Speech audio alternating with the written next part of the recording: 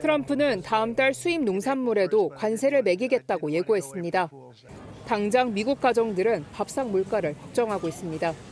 예고대로라면 수입 농산물의 절반 이상인 과일과 채소 가격이 크게 뛰기 때문입니다. 이미 현지 도매점들은 가격 인상을 검토 중입니다. Top selling item from Mexico is the avocados, Mexico avocados. And right now they're going for like $3-4, but with the tariffs, I'm pretty sure the prices would, skyrocket to like $6-7, and it would honestly be a lot of money for the community around us.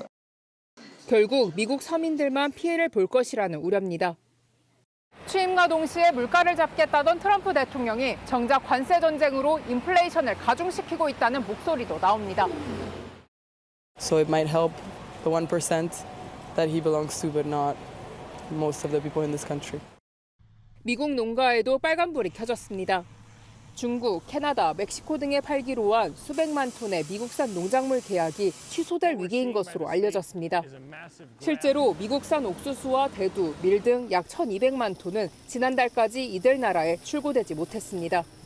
상황이 이렇자 미국 농무부는 일부 농산물에는 관세 면제를 고려할 수 있다며 여지를 열어뒀습니다.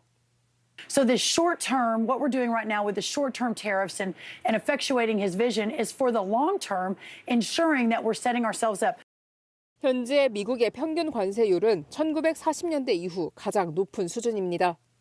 블룸버그 이코노믹스는 관세로 인해 미국 경제가 1.3% 감소할 수 있다고 내다봤습니다. 로스앤젤레스에서 JTBC 홍지은입니다. 카페 메뉴에서 아메리카노를 캐나디아노로 고칩니다. 미국 기업이 만드는 코카콜라 대신 캐나다 대표 음료인 캐나다 드라이를 권합니다. 일부 나라들은 미국 상품을 대체할 목록까지 만들어 미국산 불매운동을 이어가고 있습니다. 반발 속에 트럼프 대통령은 멕시코와 캐나다에서 수입되는 상품에 대한 25% 관세 부과를 다시 한 달간 유예하기로 했습니다. It's just a modification short term because I didn't want to hurt the American. It would have hurt the American car companies if I did that. 트럼프의 오락가락 결정에 당사국들은 싸늘합니다. Well, he was the one who put this deal together, and he said it's the greatest deal ever, and we all agree. But don't use this as an excuse because that's all it is. 이번 유예 조치는 미국, 멕시코, 캐나다 무역 협정이 적용되어 온 품목들에 한해서입니다. 자동차를 비롯해 농산물, 의약품 등이 해당됩니다. 멕시코산 수입품의 절반이 캐나다산 수입품의 38%가 일단 면제받게 됩니다. 다만 철강과 알루미늄은 현지 시간 12일부터 예외 없이 관세를 적용할 것이라고 트럼프는 재차 밝혔습니다. 이는 우리도 대상인데다 다음 달부터 상호 관세도 시작될 예정이라 변수는 여전합니다. 로스앤젤레스에서 JTBC 홍지은입니다. 도널드 트럼프 대통령이 또다시 한국을 겨냥했습니다. 미국의 반도체 산업을 해외에 뺏겼다며 대만과 한국을 지목했습니다. We could have protected that so easily, but so we had the chip business and now it's all in Taiwan, almost exclusive, a little bit in South Korea. 반도체 산업과 관련해 한국을 공개적으로 언급한 건 처음입니다. 트럼프 대통령은 미국 반도체 사업에 투자하는 기업에 보조금을 주는 반도체법은 돈 낭비라며 폐지를 거듭 촉구했습니다.